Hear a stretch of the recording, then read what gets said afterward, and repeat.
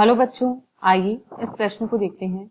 एक मानव मादा जन्म के समय 1 अरब अंडों या प्राथमिक oocyte के साथ जन्म लेती है। केवल कुछ 500 अंडों को ही परिपक्वन का मौका मिलता है।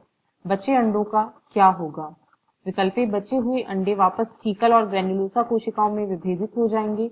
विकल्प बी, बचे हुए अंडे प्रभावी फॉलिकुलर कोशिकाओं को पोषित करेंगे। विकल्प सी, बचे हुए अंडे ओवरी से बाहर आएंगे और ल्यूकोसाइट्स द्वारा नष्ट कर दिए जाएंगे।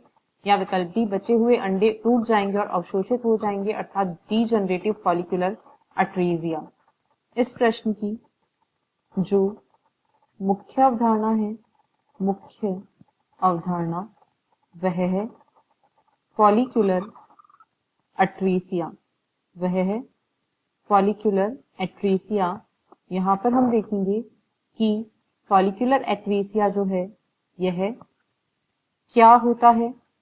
तो जो मानव मादा होती है उसमें जन्म के समय मानव मादा इसके अंडाशय में जन्म के समय लगभग 1 अरब अंडे होते हैं। 1 अरब अंडे या प्राथमिक oocyte की अवस्था में यह होते हैं जन्म के समय, लेकिन इनमें से केवल 500 ही परिपक्व हो पाते हैं। इनमें से केवल 500 ही परिपक्व हो पाते हैं। ऐसा इसलिए होता है क्योंकि जो शेष होते हैं वे शेष अंडे टूट जाते हैं।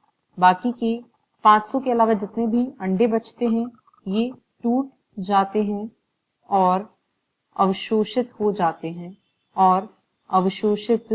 जाते हैं इस प्रकार अंडों के क्षरण या अवशोषण अथवा नष्ट होने की प्रक्रिया इसे फॉलिकुलर अट्रेसिया अथवा डीजनरेटिव फॉलिकुलर अट्रेसिया कहा जाता है। और ये जो नष्ट होते हुए अंडे होते हैं इन्हें अट्रेजिक फॉलिकल्स कहा जाता है। अतः विकल्प डी इस प्रश्न का सही उत्तर है।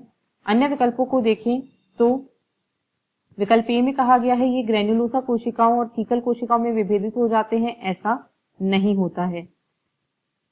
अगर बी को देखें तो इसमें कहा गया है ये फॉलिकुलर कोशिकाओं को पोषित करते हैं, तो ये ऐसा भी नहीं करते हैं और ना ही इन्हें ल्यूकोसाइट्स के द्वारा नष्ट किया जाता है।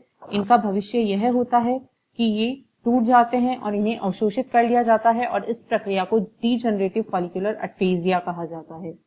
आशा है आपको प्रश्न समझ आया होगा। धन्यवाद।